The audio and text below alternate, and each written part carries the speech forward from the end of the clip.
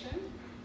In the audience, I have my dad, Lorna, Eric, and Kendall, and Eric number 2, who is recording. These are my 3x5 cards that I'm using for this informative speech. So my speech is going to be about social media and the influence it has on us, the negative and the positives. So one thing that I've learned being an adult is that time goes by really fast and that things change even faster. Lives change rapidly with new technology and gadgets emerging every day. And I feel lucky that I grew up before the internet really took off and my childhood and teenage years didn't revolve around a cell phone like they do now. That's not to say I didn't use MySpace all the time when I was growing up, but social media was nothing like it was back then today.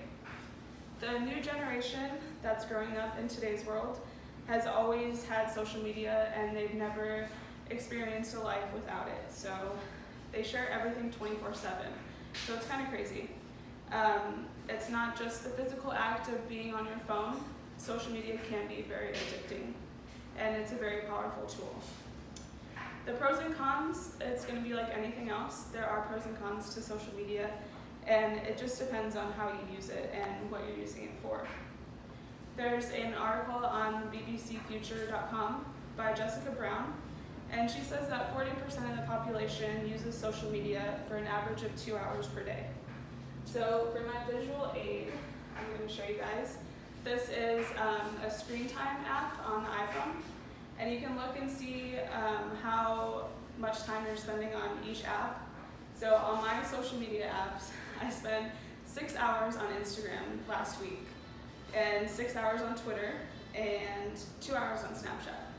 So that's kind of a lot, I think. And looking at this, it makes me want to try to cut back just a little bit, but we'll see if that happens.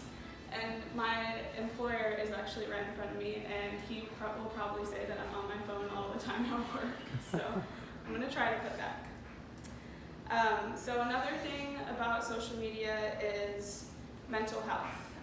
There's an article on Forbes by Alice Walton, and she talks about social media and mental health, and she shares some research that some of these same criteria that you could label an addiction with, like tobacco, alcohol, or drugs, is kind of the same that you could label social media addiction with. So some of the criteria is neglect of life, concealing addictive behavior, and mental preoccupation. So with any addiction, it affects your whole body, it affects your brain, and one of the things for social media is it could really affect your self-esteem. Kids growing up these days, they are very wary of their self-esteem, and it's just a lot to take in when you're a teenager trying to grow up and figure yourself out and figure life out just in general. So social media questions the way you live, and you're forced to see these lifestyles that may not be obtainable to you, and people post pictures, they Photoshop them, so you just never know what you're really seeing, and you think that you should look a certain way, but no one looks that way in reality. So aside from the mental part of social media, there's a negative aspect that comes with society and social media. Cyberbullying is a really big thing right now with kids, and a lot of kids are braver behind a keyboard, it seems. So cyberbullying is definitely a huge issue with them, and there's even been instances of people or kids committing suicide because of cyberbullying. So that's a really serious thing. And there's also a lot of criminal activities, scams, sex trafficking, online predators, catfishing, younger kids. So it can be pretty dangerous. As long as you monitor your kids or whatever the case is, you should be fine, but there is that stuff out there. So aside from all the negative stuff about social media, there is positives.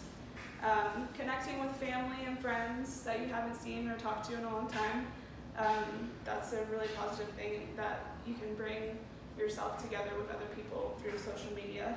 And updates on current events. I know that I get all my social media, or my news from social media. I'll look on Twitter and see what the headline is for the day. And you can also spread awareness about really anything that you want. So It can be a good thing, and it's a great concept when used productively and effectively.